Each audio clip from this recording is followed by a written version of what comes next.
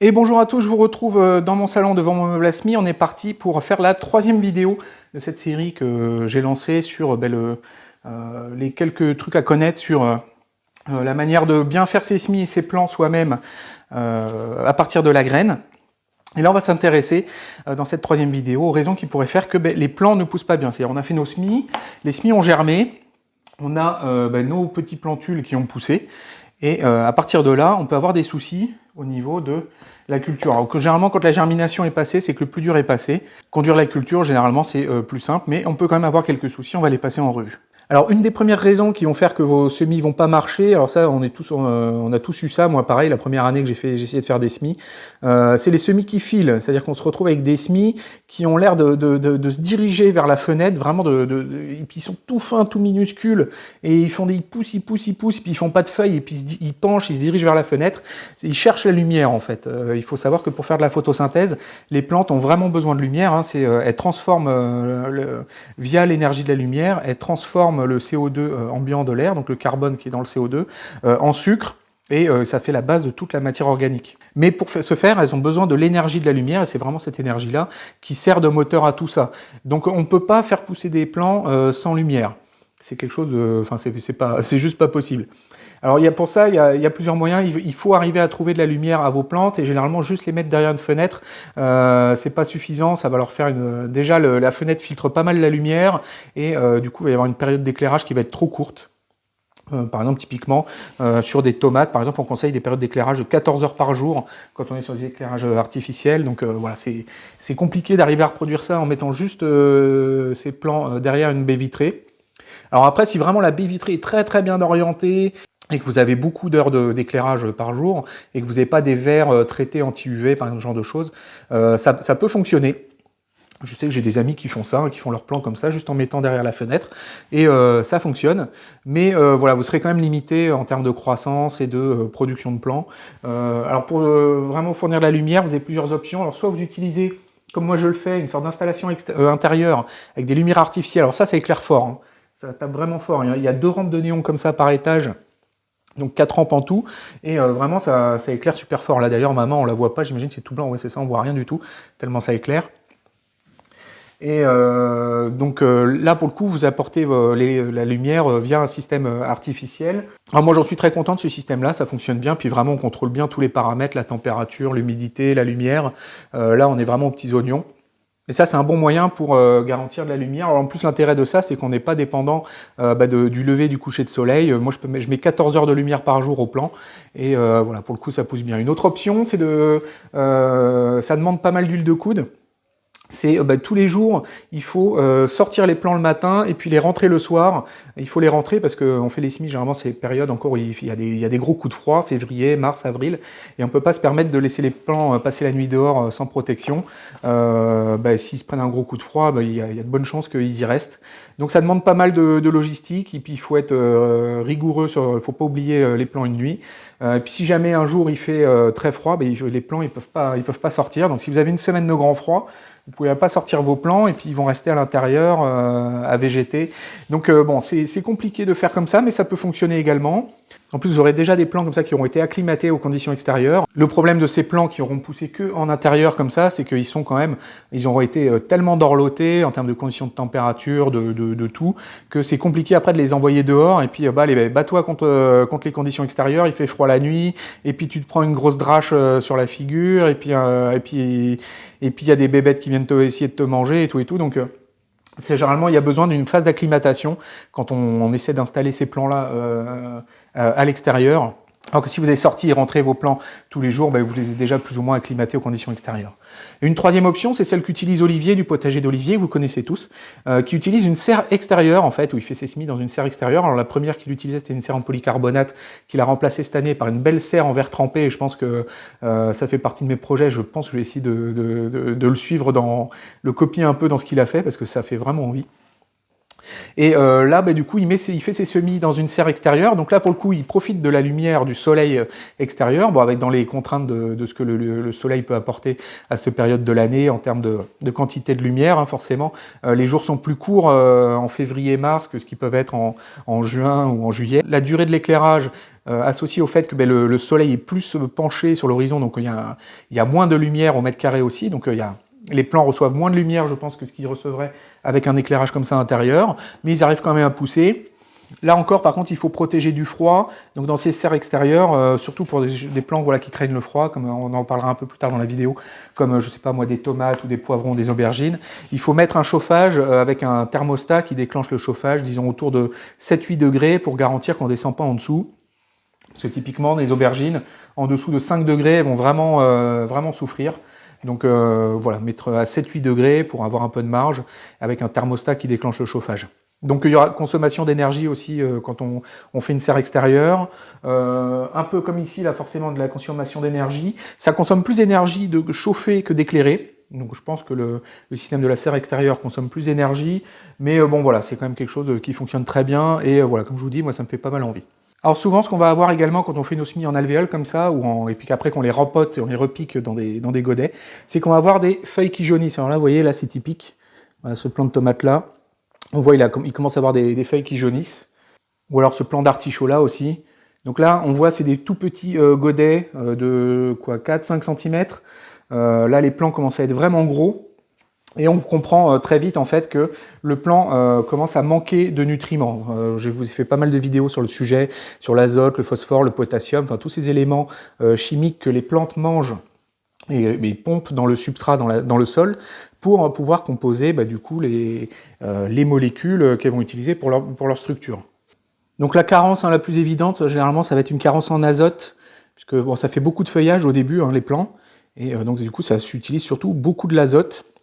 Mais bon, si on continue à insister, ils vont commencer à manquer aussi du reste, du phosphore, du potassium ou même du magnésium qui entre dans la composition de la chlorophylle. Et donc là, ce qu'il va falloir, c'est redonner ces éléments chimiques à la plante, puisque c'est pas des éléments, elle ne va pas les inventer, il faut qu'elle les trouve. Donc il n'y a pas d'autre solution que de lui en donner. Alors la première chose qu'on peut faire, c'est de rempoter. Donc à chaque fois qu'on voit qu'un plant fatigue comme ça, ce qu'on va faire, c'est qu'on va prendre un plant plus gros, et puis on va démouler ce plant-là, puis on va le mettre dans un pot plus gros. Donc là, voilà, c'est ce que je vais faire sur ces artichauts-là. Je vais leur trouver, je pense, des pots ronds de cette taille-là, puis je vais les rempoter dedans. Ils vont retrouver du coup à nouveau du mou avec tout le nouveau terreau qu'il y aura autour et de la surface pour étendre leurs racines. Alors une autre manière de faire également, c'est de redonner du coup des éléments chimiques à l'intérieur du sol. Alors il y a plusieurs manières de faire. Moi, ce que j'utilise comme moyen, c'est ce genre de petit engrais là. C'est ce que j'ai trouvé plus pratique. J'ai essayé plusieurs choses. C'est un petit engrais qui fait des petites billes de couleur. Ça pourrait ressembler presque à des nerds pour ceux qui ont des enfants qui mangent des bonbons. Alors ça, c'est pas du bonbon, pour le coup, faut pas le manger. Et l'intérêt de cette forme-là, c'est qu'il n'y a pas d'odeur.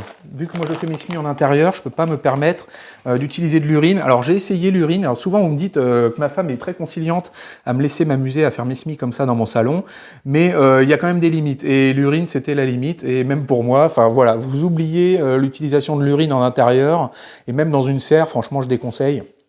C'est voilà, c'est vraiment pas, je pense, adapté. Et il y a beaucoup d'engrais également du commerce. Souvent, c'est un peu des sortes de poudre marron qui, après, en s'hydratant, redeviennent un peu comme du fumier. Donc ça, c'est pareil, ça sent très fort.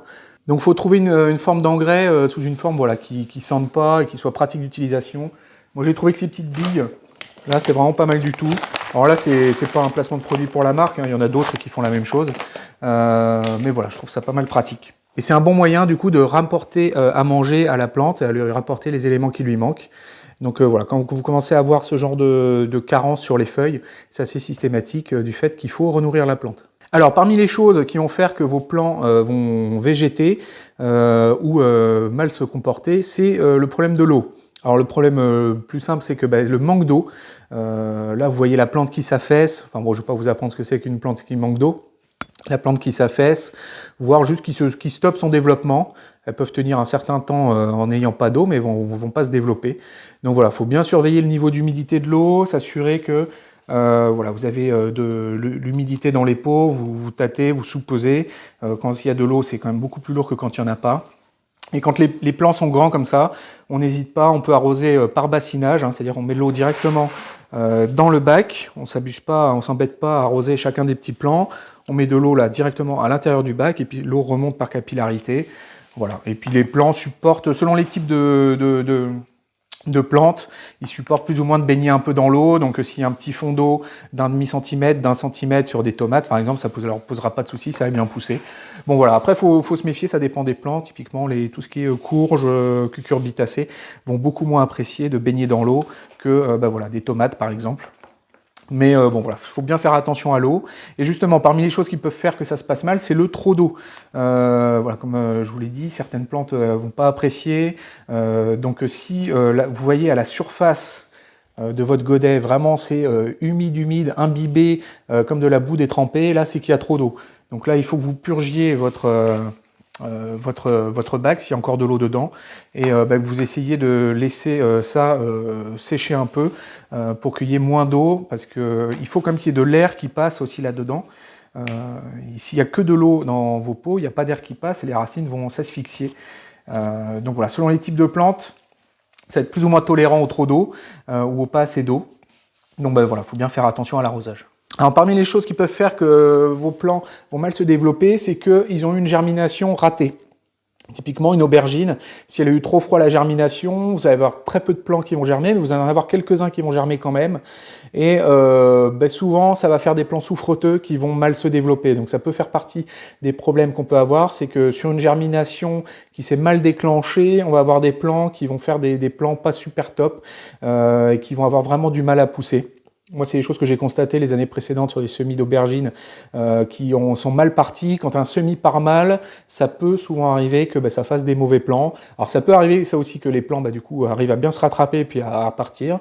Mais typiquement sur les aubergines, c'est quelque chose que j'ai déjà vu. C'est qu'à partir de semis qui partent poussivement, difficilement, du coup on s'oriente sur des plants qui ont vraiment beaucoup de mal, quand bien même ils auraient des bonnes conditions pour pousser. Alors dans les choses qui peuvent faire qu'un plant pousse mal également, c'est une mauvaise génétique, hein. Donc on travaille sur du matériel génétique et il peut y avoir également des plants un peu handicapés, même parmi les légumes. Voilà, ça peut être lié au fait que vous avez une mauvaise génétique de la plante qui fait qu'elle a du mal à pousser. Bon voilà, là on parle de plantes, hein, on ne parle pas d'animaux ou d'êtres humains. Donc moi ça m'est arrivé d'essayer de les maintenir et de les pousser jusqu'au bout, des plants un peu biscornus, un peu tout bizarres, mais ça produit rien. Après voilà, si vous avez vraiment du mal à vous débarrasser, de vous séparer d'une plante ou un truc comme ça, vous pouvez les garder, vous pouvez quand même essayer de les faire pousser. Mais ça fait partie des raisons qui peuvent faire qu'un plant pousse mal, c'est que voilà, il est handicapé et qu'il a une mauvaise génétique. Alors je sais pas, il y a peut-être un mot exact pour les plantes, peut-être qu'on dit pas handicapé, je sais pas comment on dit. Mais voilà, il a une mauvaise génétique et du coup il va mal se développer. Et pour ce qui est des génétiques pas adaptées, du coup, je réponds à un commentaire, j'en ai eu 2 ou 3 sur la vidéo sur les poivrons et les aubergines, de gens qui ont mis des graines de poivrons et d'aubergines du commerce, qui ont mis à germer. Voilà, je vous rappelle qu'il y a de fortes chances que si vous achetez un légume du commerce, surtout voilà, un poivron ou une aubergine, ça soit un légume de type F1. Alors, je vous ai fait une vidéo sur les graines F1, hein, donc les graines F1, il n'y a absolument aucun souci. Il n'y a pas de manipulation bizarre là-dedans ou quoi que ce soit, hein. C'est juste que on prend 2 variétés stables qu'on croise pour faire une variété hybride qui est toujours la même. Par contre, les enfants de cette variété hybride seront complètement imprévisibles, ils seront variables parce que justement, il n'y a pas de stabilité de la génétique. Et donc, quand vous faites faire des enfants à une variété non stabilisée, une variété F1, vous obtenez des graines de génération F2. Et là, les F2, ça peut faire n'importe quoi. Alors, vous pouvez très bien avoir beaucoup de chance et tomber sur un méga plant qui va vous faire des super bien poussés, qui va vous faire des super fruits et tout et tout. Et à l'inverse, vous pouvez avoir un plant tout chétif qui va faire des mauvais fruits, pas bons, pas beaucoup, tout bizarre et tout. Si vous êtes parti de semis de graines F1, voilà, c'est la loterie, vous ne savez pas sur quoi vous allez tomber. Et alors parmi les choses également qui peuvent faire en sorte que les plants ne se développent pas, c'est la température. Toutes les plantes ont ce qu'on appelle un zéro de végétation, c'est-à-dire une température en dessous de laquelle elles ne se développent plus. Et généralement, elles vont avoir une température optimale pour se développer. Et si on dépasse cette température optimale, à nouveau le développement de la plante va diminuer. Alors généralement, on n'est pas trop bloqué sur la température maximale à cette période de l'année, quand on fait les semis en février, mars, avril, donc c'est plutôt la température minimale qui va poser souci. Et ce zéro de végétation, alors je vous affiche un tableau ici, des principaux des légumes qu'on peut cultiver. Alors on voit sur le petit pois, par exemple, il est à 0 degré, donc dès qu'il fait plus de 0 degré, le petit pois va se développer. Et on voit que sur cette plante, il peut être quand même relativement haut, hein, 12 degrés sur l'aubergine, jusqu'à 15-16 degrés pour le concombre et la citrouille. Et donc dès que les températures vont descendre en dessous de ça, votre plante ne va pas se développer. Donc généralement quand on fait les semis en intérieur, c'est pas trop un souci, ça, le zéro de végétation. Mais si vous partez sur des plants que vous mettez en extérieur, il faut savoir que plus les températures vont être basses, plus vous allez éteindre le développement de plus en plus de vos plants. Il y a même une température en dessous de laquelle il ne faut pas descendre, où là, on passe, le danger, c'est pas le zéro de végétation, le fait que ça ne se développe pas, là, c'est carrément le danger que la plante meure. Donc il y a quelques plantes qui supportent bien en dessous de 0 degré, 2 degrés, mais bon, comme généralement, on va toujours avoir dans nos semis soit des tomates, soit des aubergines ou des poivrons, la température minimale en dessous de laquelle il ne faut pas descendre, c'est 5 degrés. Donc si vous êtes sur un système de serre extérieur, il y a de fortes chances que vous ayez besoin de chauffer. Alors il y a certains semis, voilà, vous pouvez, si vous êtes dans des régions relativement chaudes, vous ne craignez pas trop le gel, il y a pas mal de semis, vous pouvez mettre sous châssis, les semis de choux par exemple, les semis de betteraves, vous pouvez les laisser en extérieur, pas dans des châssis non chauffés, ou ce genre de choses. Ils devraient être relativement protégés. Donc ceux-là, vous pouvez les sortir très rapidement de votre meuble à semis, ça ne craindra pas. Par contre, voilà, effectivement, tout ce qui va être solanacées, les plantes d'été du soleil, il va falloir bien s'assurer que la température ne descende pas en dessous de 5 degrés. Et donc ce zéro de végétation, cet écart de température par rapport à la température optimale de développement de la plante peut faire justement qu'il y a un retard de développement sur la plante et qu'on a l'impression qu'elle végète, c'est parce qu'elle a trop froid. Et dans le même temps, comme je vous l'ai dit, si vous avez fait vos plants uniquement en intérieur, ils vont avoir besoin d'une séance d'acclimatation aux conditions extérieures. Donc c'est quand même bon de leur faire un petit passage par une serre, où ils aient un peu froid quand même la nuit, où ils font un petit entraînement commando rapide avant d'être replantés vraiment en pleine terre, une fois les 5 glaces passées, pour les poivrons par exemple. Et cette question, ce dosage de la température, c'est quelque chose d'important pour les plants, qu'ils se développent soit en intérieur, soit en extérieur. C'est quelque chose qu'il faut arriver à gérer. Voilà, du coup, c'était ma petite vidéo sur la 3e vidéo de la série sur comment bien faire ses plants, ses semis et tout ça. J'espère que ça vous aura intéressé. Le petit pouce bleu, vous connaissez, hein, n'hésitez pas à vous abonner. Et puis, moi, du coup, je vous dis à bientôt pour une prochaine vidéo. À bientôt.